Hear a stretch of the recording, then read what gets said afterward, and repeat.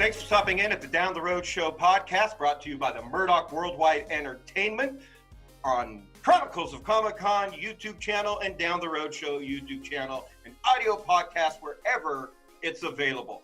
Also, we're sponsored by Everyday Natural Products. Get your mind right with their lion's mane. This is one of my favorite products. They are now giving our Down the Road Show listeners and fans 20% off at enpstore.com by using the promo code Down the Road. You're very welcome, and thank you, ENP Store, for hooking up our listeners and watchers. Excited to bring in an old friend and our next guest.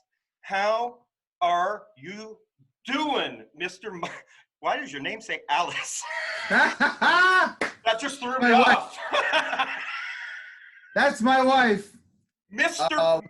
PoppinTwist, aka right. My friend Derek. How you doing? I'm doing good. Yeah, my wife, she's she's much more of an office person. So she does all this the Zoom stuff, and everything's all through her. So yeah, and I'm still learning it. I come from TV, but I don't come from this kind of broadcast stuff. Gotcha. And my ADHD kicked in immediately. So, how did you come up with the name Mr. PoppinTwist? Well, I'll tell you, it was I'll give you the quick story. Good, we only got an hour. I was twisting balloons for fun. I was posting my balloons on Facebook and other social medias, and I got to a point where I felt confident enough that I could actually do this for a living. And I can confidently tell everyone out there who doesn't know you, man, you've made some badass shit. That is always just like, I'll see the finished product and I'm like, that's a full-size Hulk Hogan. I appreciate that. Yeah, so obviously I wasn't doing that when I got started. But yeah, I was doing balloons for fun, for family parties, and I got to a point where I felt confident enough that I could do a birthday party or something that for someone who didn't know me, or for a stranger. And because I've been a performer my whole life, musical theater and improv comedy, but twisting balloons and getting paid for it was a whole different kind of thing for me. So I told my wife on a Friday night around 9 o'clock. I said, you know what? I think maybe I can do this. I think maybe I can, hang out a shingle and give out some business cards and try to make this work. And the universe, talks in mysterious ways. Not 12 hours later, I get a phone call from someone I knew from wrestling. She was a photographer from pro wrestling, and she said, "Hey, I saw your balloons on Facebook. Do you happen to do birthday parties or events?" And I was like, so I just happened to be, I can do. What do you have in mind? She goes, "I'm doing a benefit for cystic fibrosis, and the entertainer had to back out. And would you come in and do something for me?" And I'm like, she was stuck. It was a rock and a hard place. So I was like, okay, I didn't know what to charge, didn't know what to do. So we made a deal, something made her happy, made me happy. And then I went, great. And we went to my niece's graduation party after this phone call. And it dawns on me at that point in time that I can't just walk in and be Derek the Balloon Twister. There's no flash to that. There's nothing to that. So I texted. There's no clown kind of element whatsoever to that. Yeah, no. And I didn't want to be a character, because I am a character, and so I wanted to just be me on a higher level.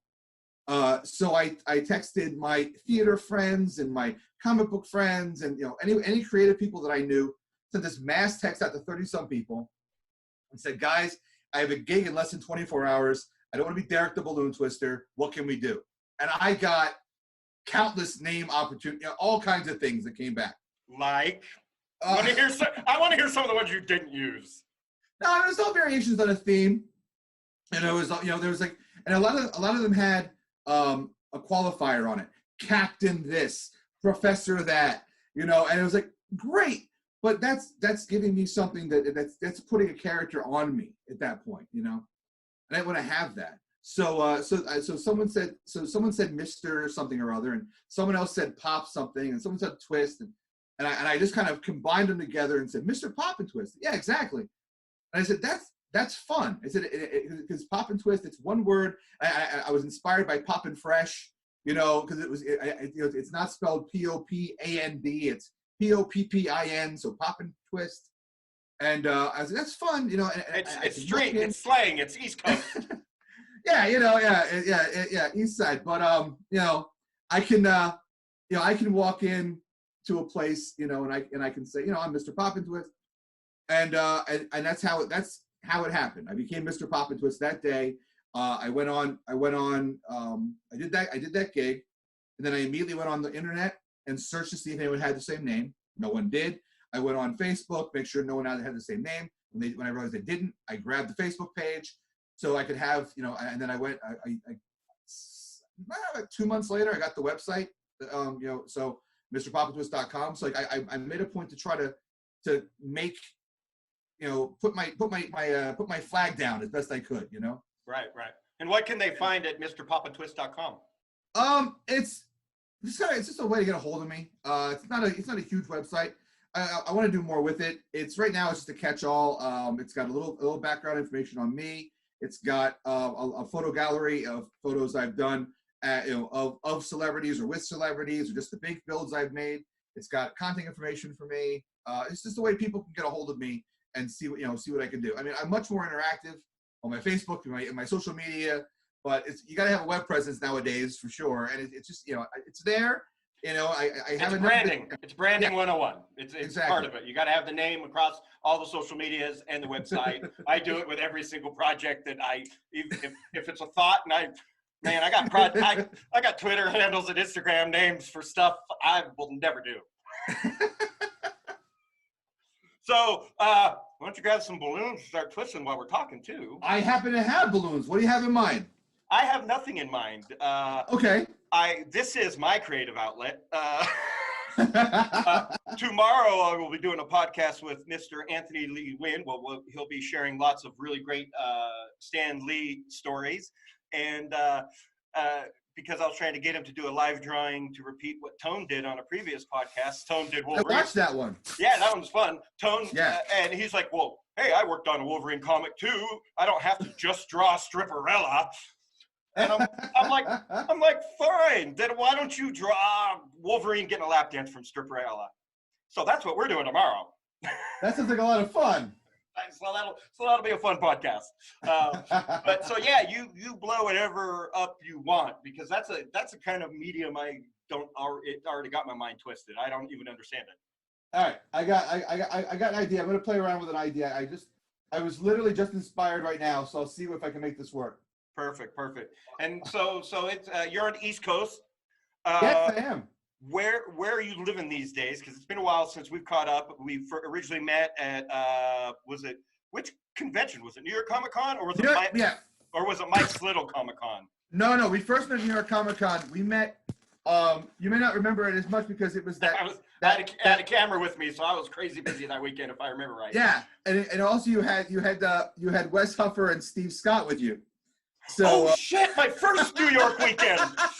Oh man, I got stories, man. Did you ever come to the gay hotel we were staying at? No. Where all three of us had to share a bed. Oh boy, those pictures are classic.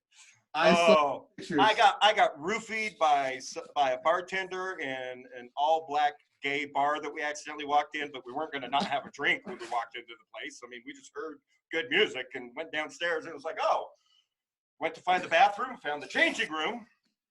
So that was New York. My first time to New York was an eye-opening experience. Yes, that I believe.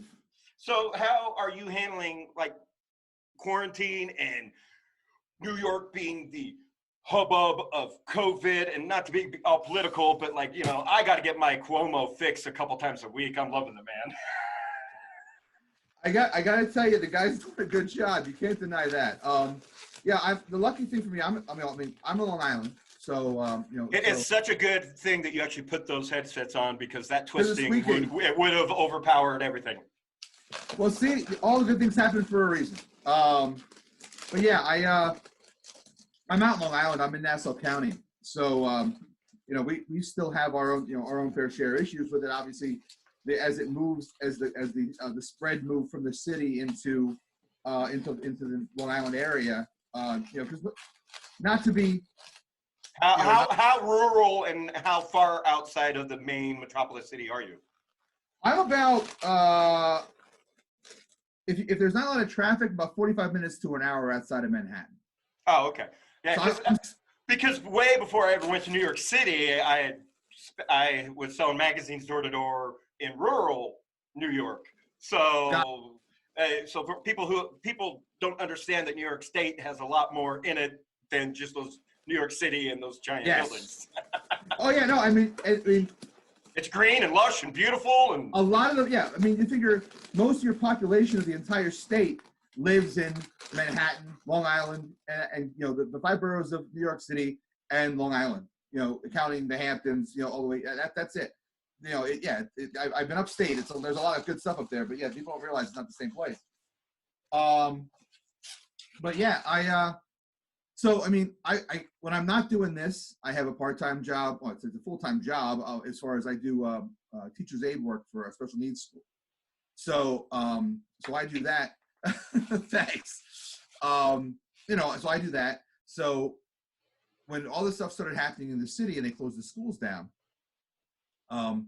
my kids, you know, this is going back, there was somebody who popped positive in a program that involved my kids' school students. So they closed the schools that day. So I'm still going to school. Yeah. So I'm still going to my school because my school, there wasn't going on. I work with high school students. It's a different environment. So my school, they didn't close. And then all of a sudden, when everything happened over that same weekend, by Monday, we were closed. So my school's been closed. My kids' school's been closed since March 16th. Oh, okay. Early on. Yeah. For sure. So are you doing like some telecom teaching from home like a lot of people are doing? Yeah, well, my kids, I mean, I'm a teacher's aide, so there's not much I can do as far as, you know, with the students. But what I can do is like I'm taking seminars and stuff like that. I'm learning stuff. If my teacher requires expanding your teaching credentials. Right. If my teacher needs any help with some other stuff, she's got to do because you know no one expected all this stuff to happen. So everyone's learning as they go. And so you're taking advantage of the situation like a smart man. Yeah, we're trying to, you know, because I work for a state or a county-run school. I have, you know, I'm luckily still getting paid, but I have to just make sure that I justify what I'm doing at home, kind of thing. Right, justify that pay. Yeah, absolutely. So, I can't even justify my pay, and I work for myself. So yeah. That's the downside is I work for myself as Mr. PoppinTwist, and unfortunately that's dried up. Right. I literally pretty much overnight, I had jobs in March that were gone. As soon as the schools closed, my jobs in March were gone. And then April started to sneak away, and now my May is gone.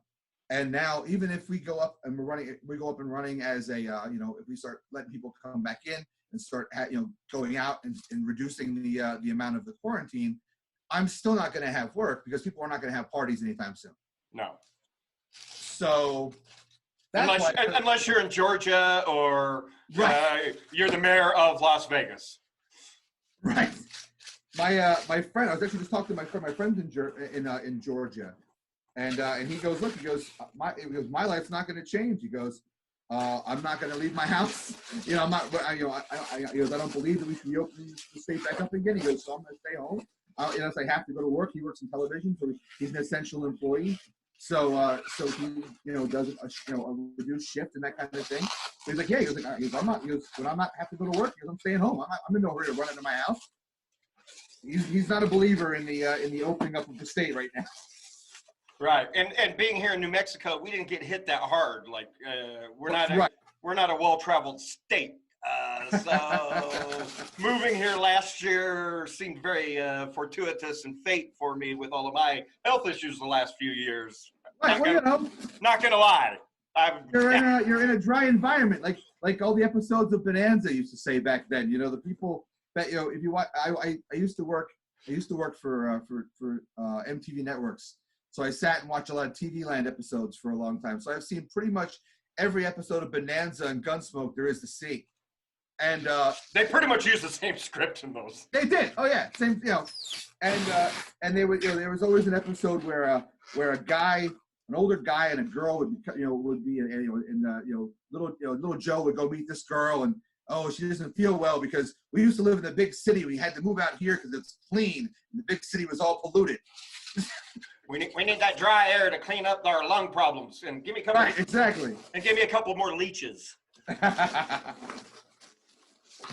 Exactly. So what did you decide you're making, or are you just going to show us and not tell us? I know you, and I know what you like, and I think you're going to like this when you see it. When it all comes together, you let me know when you figure it out. You're making a hemp plant. No. No. I'm known for my cartoony type characters and stuff, So we're having some fun with that. So your love of wrestling, how did that start, and how far back does that go? Because oh my God, my love of wrestling. I go back. I make the joke that I go back before the War that settled the score. Which was the precursor to WrestleMania 1. I used to watch. I grew up in Pennsylvania, Delaware. I used to watch. Oh, so you used to go to the small circuits? Oh yeah, a little bit. I was more watching the TV. Like I used to watch. On the Superstation, I used to watch Georgia Championship Wrestling, at 6:05 on Saturday. But on Saturday, you couldn't be a wrestling. It was broadcast more on the East Coast than it was West Coast, and definitely not in Utah where I was growing up. Right? No, I don't think Utah was known for its pro wrestling. I don't think there's a lot of pro wrestling in Utah. No. You had territories, but it wasn't getting to Utah. But yeah, so I was growing up with East Coast wrestling, West Coast wrestling, and then and then WWE, 85, WWE taking off, WWF in those days taking off. It was everywhere, the cartoon, and then, so I was invested, and that was love the cartoons, yes. So I was a fan from that, and then fast forward a little bit. And when I was in my teenage years, I got a job at Hershey Park in Pennsylvania. Hershey Park has Hershey Arena. Wrestling came through Hershey Arena every month. So, and the wrestlers would come into the park before the wrestling shows. So you're meeting wrestlers at games and I worked in merchandise, so they're buying stuff in the shops. So so that you're still getting that fandom because now you're seeing these guys that are huger and larger life in the ring, and then you see them and they're just as large when you see them in real life. I mean, Road Warrior, Legion of Doom, Animal. He comes walking in the park. They sneak him in the back entrance to go in the park. He's walking around. I'm 16. I'm 5'11", give or take a little bit. And this guy's, a monster. I come back from a lunch break, and Hulk Hogan's getting out of his limousine. Ooh, I almost run into Hulk Hogan because no one knew his limo was parked where we had to go into. It was a big thing, but you come out of that with a broken clavicle. So I've been around it. I've just been around the world of wrestling, as a fan for the longest time, and then as a creative kind of person and as a performer, I make the comment that I'm a lucky guy because I'm the kind of guy that even though I look behind the curtain and I see how it works, that knowledge makes me love it even more. Right. The more, the smoke and mirrors. I love the smoke and mirrors when you find out how things work. I'm a child of a magician. My father's a magician. So from my youngest memories of my dad doing, practicing and doing magic shows and this and that and whatever. I was in 5th grade. I performed the magic show in 5th grade because I learned it from my dad. I do a classic comedy chain escape bit in a vaudeville show because I learned that from my father, and it's one of my favorite things he ever did. So I do the same thing because I just love how it works.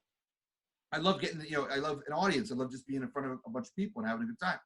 So, Hey, I always tell people all the time, you will never find a better drug than being sober and performing on stage. I miss playing with my band live for people. Yeah. Oh no, absolutely. Better than any drunk I've ever had. Better than any high. Better than anything. That's just natural endorphins. It's good stuff. Yeah. Well, it's like there's an old George Carlin routine from the Toledo Window Box album, where he talks about the all the drugs that the seven dwarves are taking. You ever hear that one? Yeah. And he breaks it all down by each dwarf has their own vice.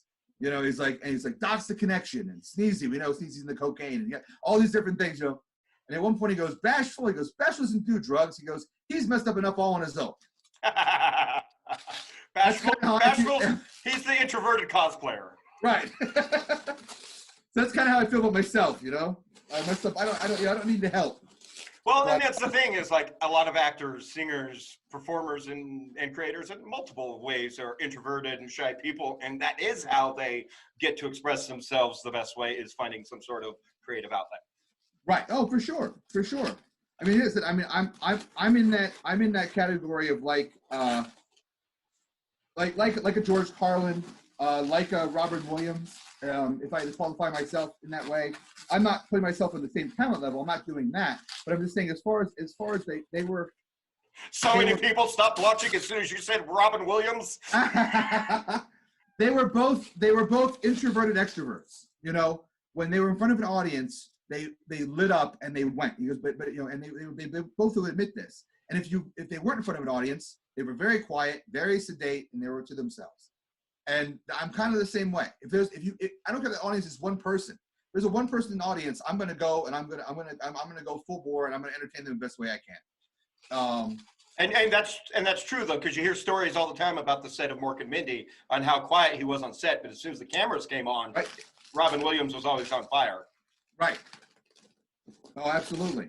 And to back up what you're saying about like you see these figures on TV until you see them in person, you don't realize how large they are. Like I've been to plenty of basketball games and seen Shaq play and seen him live and whatnot. But when I was in my late 20s and I was working at Verizon Amphitheater that recently closed down in Southern California in Orange County, it was an outdoor music theater that I loved. And in fact, my graduating class, El Toro, class of '93, baby, we got to walk on that stage to get our diplomas. So like I was like, as a wannabe musician, one day I'm going to be back on that stage. Little did I know it would be because I was bartending there and found out, oh, I could go anywhere because I work here with my badge. So who would abandon their bar all the time just to go see shows that they liked? This guy.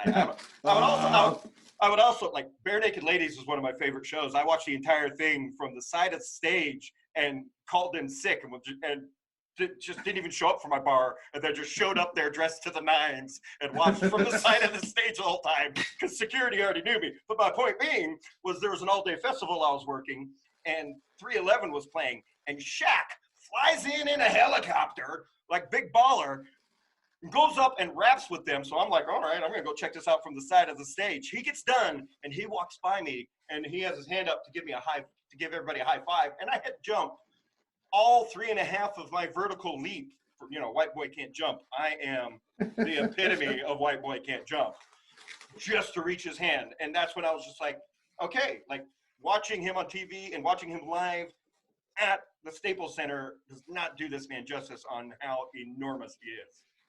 Right. Oh no, absolutely. And it's like you meet a wrestler. There are some wrestlers that I'm taller than. I meet them and I'm just as tall as them. But then there are other wrestlers that I meet and I'm like, I can't believe you're taller than me, because it's all about who they were put in the program with and who you compare them to, and Once again, it's that magic of TV and everything. Right. And you got like a favorite wrestling moment of a wrestler you met that was just like, okay, this was worth every second? Well, I mean, if people who know me as a performer and know what I do, cool. Like, I became affiliated with Mick Foley a couple of years ago. Basically, long story short, Did you make a Sacco balloon for him? Not a Sacco, but I pretty much made every possible balloon of Mick Foley you could make at this point. I made every face of Foley. For about a 2-year span, I was on I was just on standby with him. He would call me because he lived a couple of towns over, and so he would call me and say, "Hey, it's my son's birthday. Can you make him blah blah blah blah blah blah?" You got it, Mick. I'm there. I started doing when he was doing his comedy tour. I would show up at his comedy tour and entertain because he would start doing like what he will tell you, and it's what he learned how to do was he'd go to a convention, and he'd have a line out the door, people waiting to pay for an autograph and a photo with Mick Foley.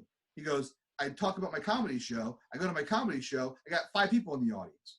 He goes, I didn't even know any comedy, so yeah. Yeah. It's like a spoken word kind of, just the stories of the road kind of thing, you know? So he would do that. And he was like, you know what? Here's what I'm going to do. He goes, I'm going to start giving away an autograph and a photo for free if you buy a ticket to my show. Because he's like, you get the same money you're going to spend for me at a convention, you're going to spend for me at a comedy show. The comedy show makes money. I'm going to make money. Everyone's happy. Yeah, and fans get double their worth, really.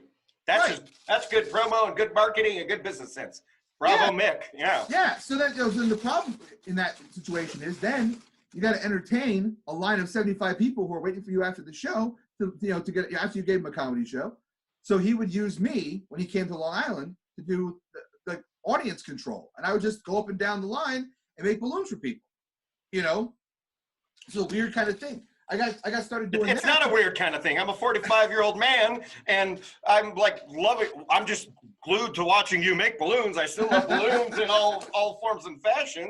And I was just talking on Instagram with a sexpert who has done like the morning Playboy thing, and we've been trying to get her on the show for a few weeks, but she's been having issues with her toddler, and so I've been giving her toddler advice.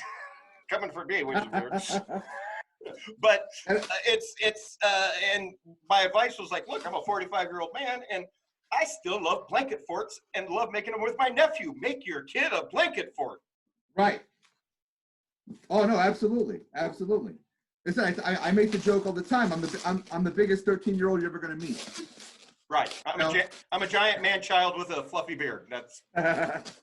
But yeah, so I started doing those Foley shows. And like before that, I was running video cameras and taping live wrestling shows, you know. So I'm doing that. And I'm doing balloons on the side and everything. So I got this a little modicum of street cred in the wrestling world, you know, because people know what I do. They know I had a good rep. They all said I was a nice guy, and you know I'm good. You know, so I could walk into pretty much any place there were wrestlers, and they wouldn't look at me like I had 2 heads, or they didn't look at me like I was supposed to be there. Not that I'm one of the boys. I'm not trying to say I'm one of the boys, but I had that level of hey, you know what? You've done stuff for Foley. You've done stuff for Len Oddity. You've done stuff. Okay, we like them. If they trust you, we're gonna trust you. Yeah, well, because I mean, these are extreme athletes and performers. It's a very unique club that goes back to the '60s. Really, like they all respect each other. Oh yeah, well absolutely. Yeah. So that that has and then I'll make a balloon of something that Mick asked for or whatever, and Mick will share that balloon on Twitter. He has 1 million Twitter followers. Okay, I have 1,000 Twitter followers. I can post something and no one would ever bat an eye of anything I post. If Mick posts it to his 1 million Twitter followers, people are going to see it. You know, like he asked me 2 years ago, maybe a little less than that, to make the Step Brothers from the Step Brothers movie for his birthday. Oh, okay. Yeah. So I made a Will Ferrell, and I made a John C. Reilly, and I made an Adam. I forgot his name. He had to play the brother, Derek. Adam. I'm brain farting on it too. Yeah, but him. I made one of them too. I am DM people. Yeah. So I made all those balloons. I delivered them to his house, and he took a picture of him holding all the balloons, and he tagged. I'm blanking on everything. Who directed that movie? Oh, my brain doesn't work the way you remember me. No, my brain doesn't work. My brain doesn't work either. He made all those movies. He made Knocked Up. He made 40-Year-Old Virgin. He made. I'm disrespecting the guy because I can't remember his name. He's a huge guy. He's a huge name. Keep talking while I look. I'm gonna twist while you look. But yeah, his name's out of my head. I really can't place it. But when you find it, you're gonna go, oh, because he's that kind of name. He's a big name. Adam McKay. Adam McKay. Okay, Adam McKay was the okay. Oh, you're not talking to the director. Wait. No, the director's someone different. You're right. Adam McKay was. Yeah, you're right. Adam McKay was the producer of that one. Anyway, that's off subject, but not important right now. The point I'm trying to make is that he tweets out my balloons, and a director in Hollywood sees my balloons and retweets like, hey, maybe that's pretty cool. Now, I'm not meeting this director, and he's not saying anything to me directly, but it's still kind of fun that somebody that I knew liked it. So that's that. Yeah, you know what it is yet? It looks like a dog with a red mohawk. It's a dog with a helmet with a big red top going down the helmet. Is it a specific dog? It is a specific dog. Because it looks like a Warner Brothers dog. It is a Warner Brothers dog. That might have a certain friend who is constantly trying to disintegrate bugs. He might have a certain friend who's trying to blow up the earth. All right. That's who I thought it was. I can't think of the damn character's name. I never knew what he was either, but he has so it's Marvin the Martian's dog. Yes. Well, The first it's an exclusive. I've never done this before. Okay. So you literally just thought to make this, and you're creating this out of nowhere in your head. So yeah, so there we go. We got it. We got him right there. You did pick a very good balloon for me, actually. I had a feeling. Yeah, you did. You did. You could have went with like Wacko. Yeah. I've never done that. It's like when I do conventions now, I try to do something that is memorable. Mm-hmm. I try to do something that's based on a guest at the show, something or another. Something that they're going to remember forever, since we're never ever going to have another convention again. It does feel that way. I mean, I'll tell you, that's the hardest thing. I went from like a month and a half ago, before all this stuff really started happening. I'm trying to figure out, why isn't so-and-so calling me back? Oh, I want to be at this show, and I get turned down from this show. And whatever. Because I know what I do as a niche. I don't fit a lot of the things that people who book shows are looking for. They don't think you do until you're there and they see your product, though. Right. Well, that's the hardest thing is getting inside the door. So like I'll go in, so I'll go to convention and I'll go, hey, they go, okay, well we'll put you into our vendor people. I'm like, I'm not a vendor. I'm like, what do you mean? I said, I don't sell anything. I said, the only thing I sell is myself, and that's just because I'm selling myself as an entertainment, a unique style of entertainment for your show. Well, what do you do? Oh, I do 6-foot superheroes. I do how many guests you have at your convention, I'll do pieces for all the guests, or whatever.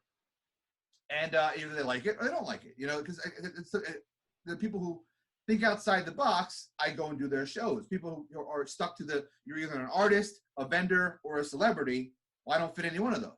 Right, and you're not saying, hey, I need $1,000 in the table. Just give me a table so I can network and promote myself in the community, so I can get myself some parties and gigs.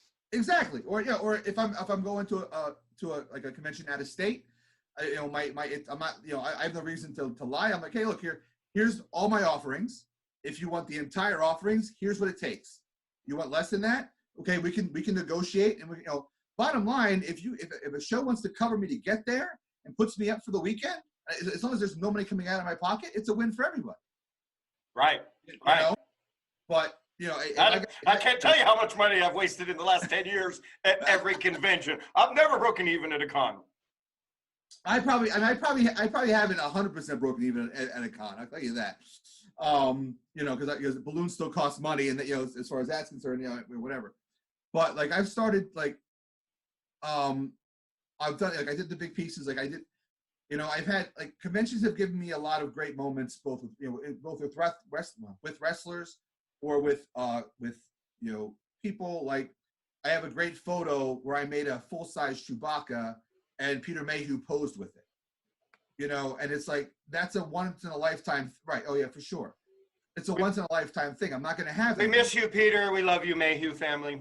Oh, see you to con somewhere. It's been a while. Yeah, he was a sweetheart of a guy. And it was, and when I saw the picture, I was just like, I was amazed because of how the mere size of a balloon Chewbacca that you put together blew my mind away. Yeah, I mean, how tall was that thing? It was as tall as he was. It was in in that area. It was taller than me. You see the pictures I have it on my Facebook. I have it on my online. It's taller than I am. So that explains right there. I've done a full-size Thanos, so an 8.5 foot tall Thanos out of balloon. I don't mind. That's about as big as I want to go. 8 foot, 9 foot. Like I have friends in the industry. I have a friend who actually at Salt Lake Comic Con a couple of years ago set the world record for the largest balloon sculpture by one person. He made a balloon robot that was so tall it wouldn't fit inside the airplane hangar they were having the convention. Oh wow. Yeah. Oh, and it's like, so he's amazing, and it's like great. I like what I do, and I love working with balloons. I don't need to be him. He's him. He's doing that, and I'm trying to build a niche for myself. And like I'm the guy who does. You need a guy who does professional wrestlers. I've made 150 professional wrestlers out of balloons, different wrestlers out of balloons, and that's just in my Road to WrestleMania series over a 6-year span. Well, no wonder you can pull a dog out of your nowhere then. Well, that's not counting. Wrestlers I make at wrestling shows or wrestlers that I make just for fun because it's their birthday. So I do that. Yeah, I mean, I have at any point in time in my head, it's like a Rolodex. I have 75 to 100 balloon designs in my head, if you ask me. Do you have a YouTube channel? I have a YouTube channel, but I haven't done a lot with it, to be absolutely honest. I usually I know. My YouTube channel for the longest time has been I'll cut a video. I'll tell you the truth. You should be putting up 2 videos a week right now. I'll tell you why I got a YouTube channel. This is the honest truth why I got a YouTube channel. I was applying for Comic Book Men to be on Comic Book Men. And so they go, so what? Speaking of Comic Book Man, because yes, because he's not supposed to be here today, and thanks for switching times for me. It's okay. I'll take it. I couldn't help take a screenshot of your message to me and post it to Facebook because I was in my bedroom just laughing my butt off at what you messaged to me. For those of you who don't know, I'm doing Brian O'Halloran after this to complete my Clerks podcast I've been working on for months. Anyway, but no, I've known Brian off and on through conventions for years. He was actually. I got mad at my friend. My friend owns a puppet theater here on Long Island, and it's just awesome. And they were shooting a movie in that puppet theater that Brian was in the movie. And I was like, call me and let me know this guy I know is going to be at your damn theater. What movie? I do not know the name of the film. Because that's why I brought this up, because you were mentioning Comic Book Man. Have you watched, because I'm about to talk to him about this, because it's fucking insane. I'd never even heard of it until Scott told me about it while I was interviewing him for the podcast. Have you watched Brian Johnson's Vulgar starring Brian yet? I have seen that movie. It's been a long time. I watched it, I think, years and years ago. It's the Joker before Joaquin Phoenix did Joker. Yes. Oh yeah, no, it's for being an indie film and when it was made and everything, and just like the writing and acting and everything. It's a good film. It's intense. Yeah.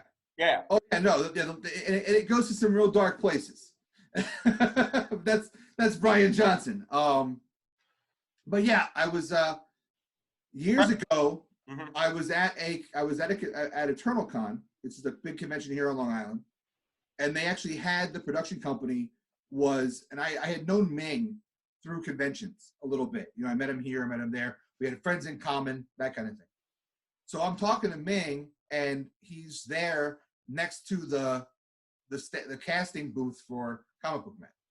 And they go, hey, you know, and they were seeing me run around and do what I do at conventions where I'm just energy and I'm just going here and I'm going there and I'm making this balloon and delivering that balloon and talking, you know, and just smiling and, as I say, talking loud and drawing a crowd. So that's the name of the game sometimes. Yeah, you know, so they see me and they go, oh my God, it'd be great. We'd love if you applied for the show. So I applied to the show. You had to have a YouTube channel to apply to the show to put your videos on YouTube. So I got the YouTube channel for that. So for the longest time, I had one video on my YouTube channel, and that was my application video for Comic Book Men. Then I got, and that didn't go my way at all. I never got a call back or anything. So I tried the next year, and I applied the second time. And I got through casting. They called me. They had a whole. They liked my story. They, you know, and I wasn't doing anything PoppinTwist. It was just Derek as a comic book fan and a fan of Kevin Smith's work, and that was it. So I got Kevin who? So I get a call. You know, would you want to come in and talk to casting? We're gonna give you the production, and we'll let you know. Great. Casting calls me back and says, okay, production wants to change this. Would you be willing to do this? Willing to do that? Hey guys, yeah, I'm willing. I'm fine with whatever you want me to do. I'm cool with it. Let's go. Ends up not go. I don't get a phone call back again. This is like season 2, season 3. I mean, it's just going back. So then I'm like, you know what? Obviously, this is not something they want from me. You know, it's not, the ship has sailed. I'm not going to worry about it. So I just keep doing conventions and doing doing my thing. And I'm talking to Ming, and Ming's like, dude, you should totally apply for the show. I said, Ming, I've applied twice for the show. He's like, yeah. And he's like, oh, you know, well, you should do it again. I'm like, ah. And then, you know, I'm seeing Rob Bruce at 5 conventions a year, you know, or 4 conventions a year. You know, Mike Carbo's show and this show and other show, Big Apple. And he's like, and we're talking, he's like, dude, you should totally apply for the show. I go, Rob, I've applied for the show twice. No one wanted me. He goes, well, I'm a producer on the show. I'm like, right. He goes, so I'm like, what does that mean? He's like, well, maybe I can do something. I said, well, I'm just gonna, whatever. He goes, do me a favor. He goes, apply for the show. So I applied for the show. This time though, I took it because I got 3 more years of experience being Mr. PoppinTwist at this point. Right. So I applied twice. I applied once. Hi, I'm Derek. I'm a comic book fan. I want to, I would love to come in and talk to you about this book or that book, blah, blah, blah, and that's it. And then I did another video and followed it up, and I was full on 100% PoppinTwist. You know, and I'm like, hey guys, I'm Mr. PoppinTwist. Maybe you've seen my work at conventions all over. You know, maybe you saw the one I did in Ming. Maybe you saw this. Maybe you saw that. You know, and I just went in with went in with both barrels. You clickbaited themselves with themselves. Right. You know, and in the email, I'm like, hey, just, you know, I said, I know Rob Bruce, I know Ming, I know this, I know that, you know, whatever. So, and then I get a call back from casting, and casting goes, hey, great, you know, we like your story, and we know you applied in the past. We're going to push you through again to the producers and see how it goes. Okay, great. So then I wait, and I get a phone call. And now the casting people had this whole story they needed me to do, and I had to make sure I had all my story straight, and it's all good. You know, it was all based in fact. I wasn't making anything up, but they wanted me to make sure I had, you know, this whole story. Great, no problem. It's television, yeah. Right, and it's reality television. So we all know it's scripted, and no one ever believes that. No, it sure is. I've been on the filming end of it. Yes. I've been the one going, ooh, say that again. That was weird. You know, so yeah, so I get this phone call from production, and they go, hey, and they go, hi, and basically they go, I had just done a full-size Spider-Man. I worked in the movie theater not far from my house. I'd done a full-size Spider-Man that hung up from a ceiling for when Spider-Man Homecoming came out, and so they saw that. Like, could you do that again? I'm like, yeah. Could you do that for our show? Yeah, I'm happy to do PoppinTwist on your show. It's what I do. It's my secret identity. You know, I will do that. So it turns into this whole thing where I'm doing balloons and this and that, whatever. I still had the item to come in with and everything. So fast forward, I get to, I get 5 phone calls from production. They moved me 5 times for when they wanted to shoot with me. Now, as I watch the season, that sounds familiar today. Yeah, you know, I know where I am on the call sheet. I'm not number 1. I get it, but yeah, I know where my place is in life. But so yeah, so I end up I go in and we and we shoot, and I will 100% say when it comes to that show that I know people who've been on reality shows. I know people who have been on production end of reality shows, and I was expecting for them to come in and tell me exactly what I was supposed to say, and and that was it. There were some pieces I did have to come up with for this item, because I'm not going to lie, the item that I used in the show was provided to me. I didn't go in with that item. That item was a production's item. I don't think I'm spoiling anything right now. The show is 2 years old. You go find it on Amazon. Last season of I'm on the last season of the show. So I go in, all prepared with all my information, all my story, all this, all that, whatever. We go in, we start shooting, and it really was a very organic conversation. They're all great guys, easy to talk to. Yeah. Yeah. Ming, because I knew Ming, it kind of, again, it's the whole wrestling thing. I knew Ming. So I come in and I'm okay because I know somebody, right. I'm not just somebody who's a stranger off the street. So I'm talking to Walter, and I'm talking to and Brian, and we're having this. So we ended up recording. I was in there shooting for almost 45 minutes, which is astounding to me, for whatever. When I leave, they say, okay, we don't have any guarantees for you. I said, okay. She goes, look, once it goes to editing, they have all the control. There's 2 producers for that show at the time. They each had their own people, and they would make bets every season to see who had more people show up on the show, because they didn't know. But that sounds like fun production. Okay. Right. So production didn't know what was going to end up on the final cut. No one knew what was going to end up in the final cut. So, but the producer said to me, she goes, Derek, she goes, you did everything that editors like. She goes, you didn't talk over anybody. You did, she goes, everyone was good. She goes, it was an enjoyable segment. People laughed. She goes, you did everything that the editors like. She goes, so it could go either way. All right, go back into the green room. I see Ming. He's like, and Ming was like, dude, because that was great. Everyone loved you. Brian, who people know, Brian is a little bit standoffish with people. It's just not. That's just the way he is. Literally goes out of his way to come over and shake my hand and say, thank you. It'll be a lot of fun with you today. Which I took that as I was honored by that. I'm like, this is great, thank you. Then Rob Bruce comes over because he goes, honestly, this is probably one of the best segments we've ever shot on this show. I think you can tell that to anybody. I don't know. I'm not gonna lie. Well, so far this is the best podcast I've ever done. But yeah, so then they go, wait. You just gotta wait. So new season starts.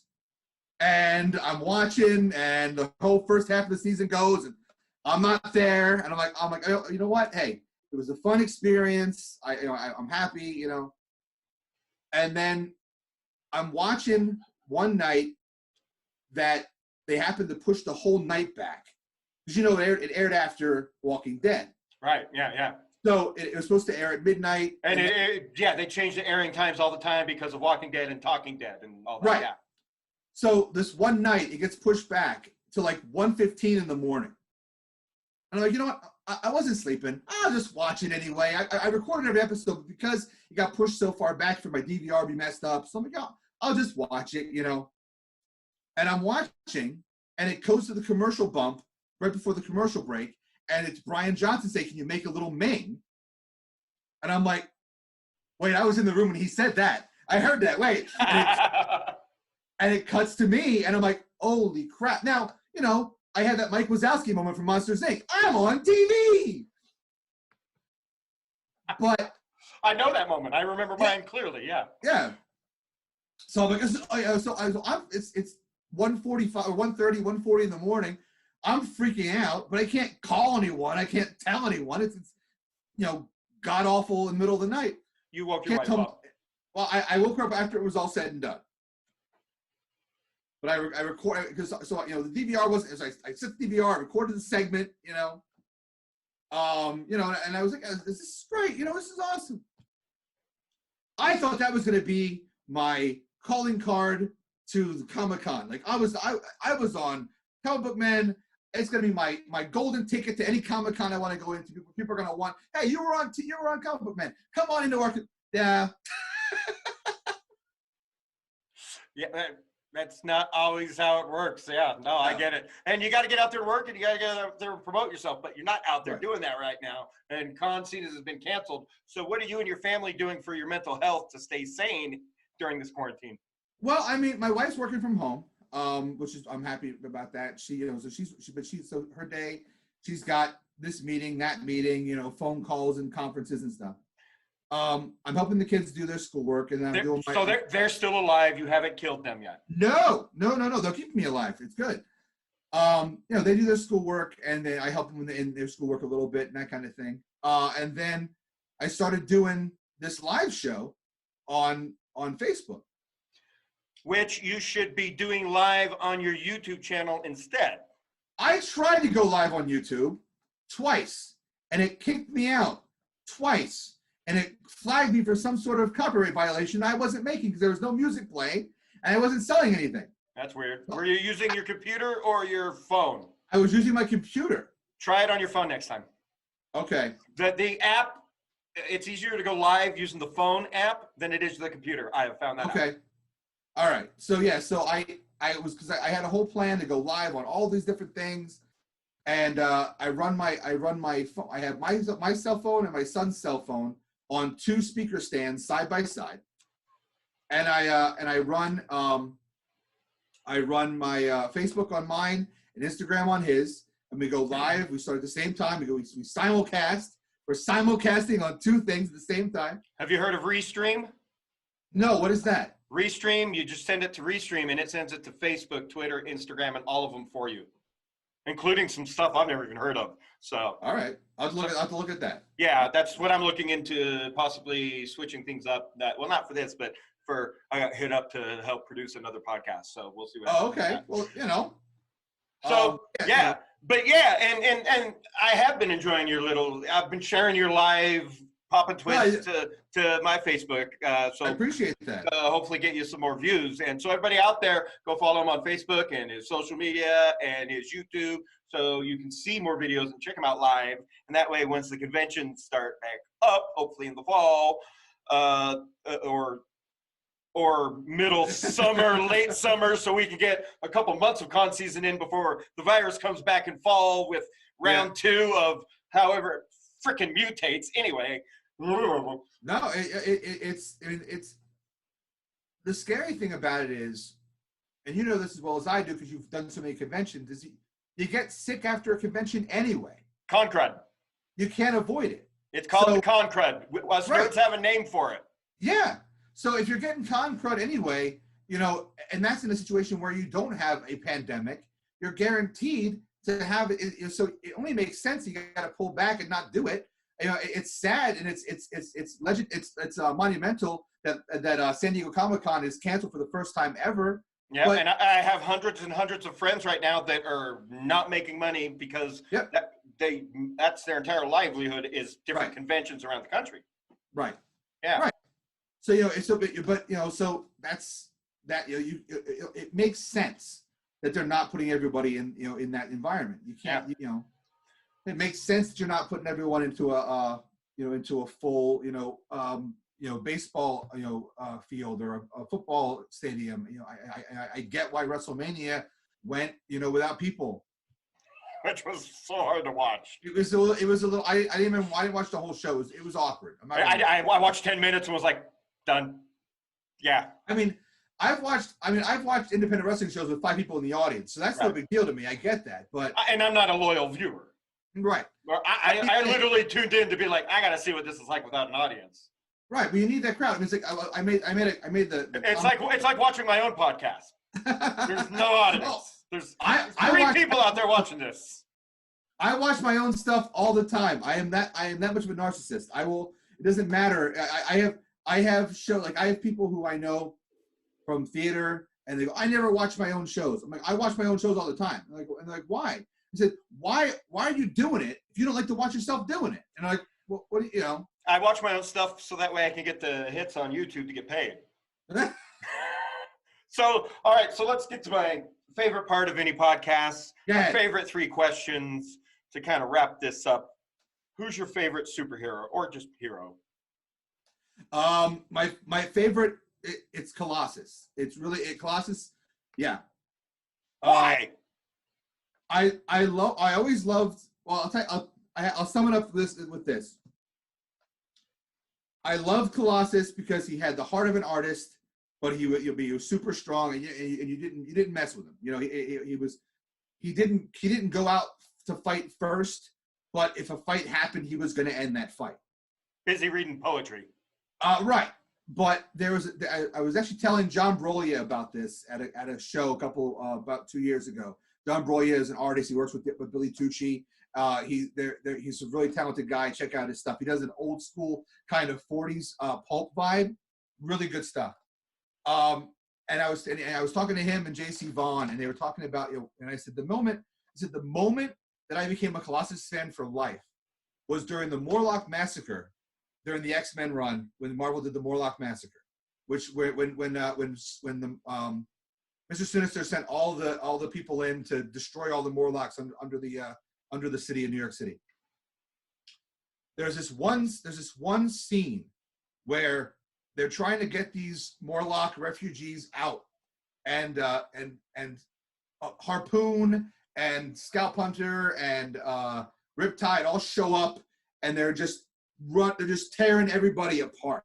Mm-hmm. And Colossus kind of, you see something, they draw it so well, like something just kind of flicks in his head, like, so he puts himself in the way, and he goes up real close, and the way they do the scene is paneled out. It's Colossus grabs Riptide by the neck. You see Riptide like this. You see him crack his neck literally in shadow. And he turns, looking directly to the camera, out to the audience, and says, Harpoon, make peace with your gods, little man. You're next. And I'm like, you know what? That just shows how far you push somebody. He's a nice guy, and he's a gentle guy, and you just push him to the point where you took that for granted. And so I always loved Colossus in that way. Like he was just, you knew what you got with him, and people, and you just don't want to put. I've been a Colossus fan for a very long time. And exactly like your point being, I've been a bouncer at a bar, not because I wanted to, but it was my shift and I wasn't behind the bar. And I hate fighting. I hate stopping fights. And if I get so angry to the point where you see me crying, that means you're about to get your ass fucking kicked. Right. So, because don't push, never piss off a pacifist is what I say. I agree. I agree. So your heroes are only as good as your villains. Who's your favorite villain? Taskmaster. Who? The Taskmaster. Why? Because I thought his powers were awesome, and I liked the idea because. What are his powers for anyone who doesn't know? Okay, so Taskmaster, who was actually featured in the Black Widow movie, which is coming out, he's finally getting his due as far as that's concerned. Taskmaster's powers, he has what's called photographic reflexes. He can see someone do something, and he knows how to do it. Now, it's only physical. It's not that you can't reproduce superpowers or anything like that. But he can watch Captain America and how Captain America moves and uses the shield and fights. He can do it just like Captain America. He can use a bow like Hawkeye. He can grab a sword and sword fight like Black Knight. Anything he watches, riding a horse, whatever. If he sees you do it physically, he knows how to do it. So instead of downloading it like Neo had to in the Matrix, he just had to see it. Right. And what I loved about him as a character is where they took it. It's like, you always have villains, and the villain, like there's no motivation. Like the villains, like they become a villain because they want to take over the world. Why? Like not everyone wants. If every villain takes over the world, they're only going to fight these other villains because there's only so much world to go around. I have never thought of it that way. So did you watch my mind explode in front of me? I saw that. So what I love the most about Taskmaster is that he realizes very early on that he's not going to beat these superpowered guys who, he can do what these guys can do, the agile guys and Daredevil and this and that. He can do that, but he's not going to go toe-to-toe with Thor or the Hulk or whatever. So he goes underground, opens up a school to train bad guys. So basically, you go to bad guy school. And it's like, that's genius. Because he's just getting paid, sending the guys out to do stupid stuff or whatever they want to do, and he's just cashing the checks. So he's the bad guy professor. Are you watching Money Heist on Netflix? You need to be watching that. I will. My wife and I just finished watching Umbrella Academy. 4 short seasons. It's amazing. I can't wait for the next season. It's out of Spain. It's a Spain production. And I tell you what, it is poetry television. It is a masterclass on how to make television in every sense. In the writing, in the music, in the editing, the filming, the acting. I am madly in love with Money Heist. Anyway. Let's check it out. Who is your real life hero? Who inspires you? Oh, goodness. Everybody pauses is just like, oh, crap. Because that's a hard question. Because,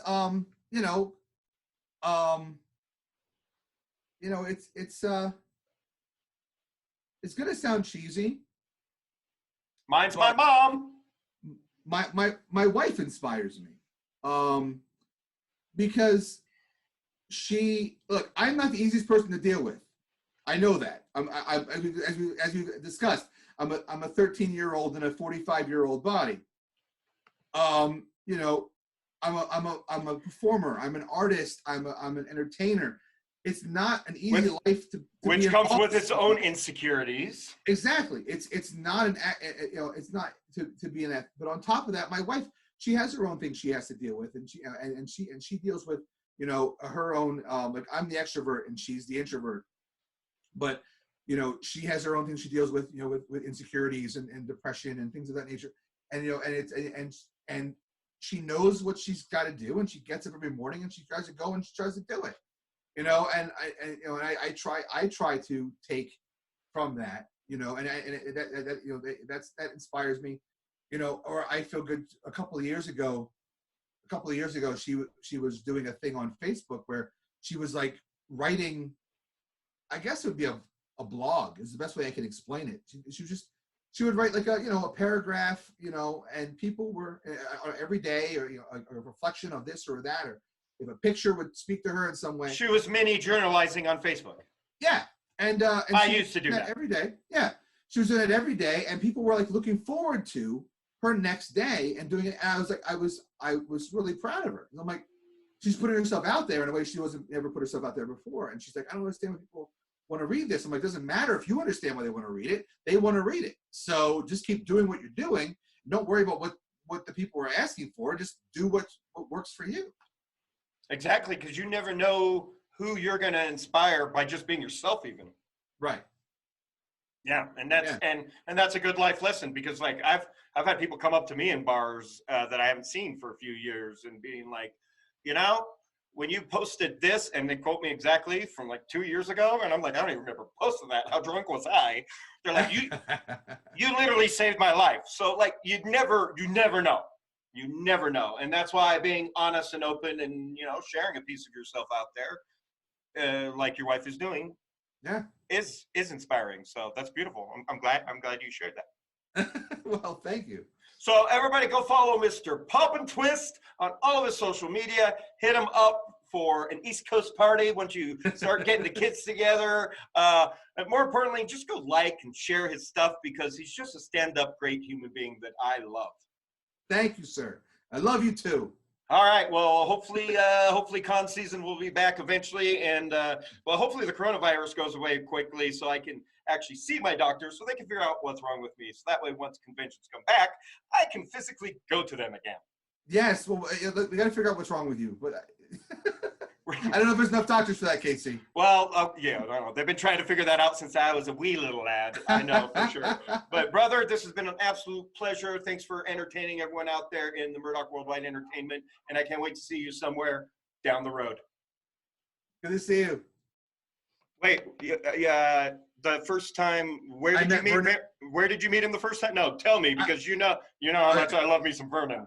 I met Vernon Wells at Eternal Con a couple years ago, second or third Eternal Con. He was there with a few of the Power Ranger actors. He came in, and I said to him, I said, look, I said, I have a friend. His name is KC. You might know him. Said he did this Chronicles of Comic Con bit that I think is the most amazing, hysterical bit I've ever seen. He goes, yeah. He goes, I said, how much would it cost for me to get a picture of you signed by your brother?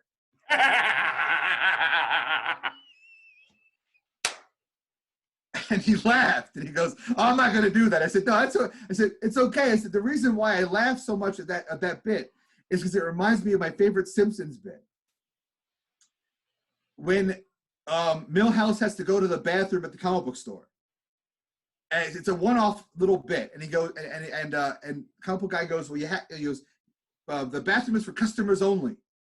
And he's like, okay, well, I'll buy something. He's like, okay, what do you want to buy? And he goes, what's that? And he points in the cabinet. He goes, that's a rare photo of Sean Connery signed by Roger Moore. And I always thought, so you get Vernon Wells as I can put his brother on it. And I'm so glad you brought that up, because that's one of my favorite convention moments ever at Phoenix Comic Con, and him doing that with my boy Lem, who passed away a few months ago. I know. Whose last badge from WonderCon is hanging behind me, and so like that's one of those moments that I will love forever. So yeah. Thank you, Vernon Wells. Yeah. Oh yeah. That in the Chronicles of Comic Con where he goes, take a picture with me with George George Lopez, not George George Perez. Yeah, he called him George Lopez instead of George Perez. Oh, I laughed at that too. See, so yeah. Every time I see Vernon Wells, I'm constantly reminded of that. Of the well, he went to the toilet. I can sign it for you. I'm his brother. Yep. So and hopefully, I always thought that deserved more hits and more views. So I share it at least once a year.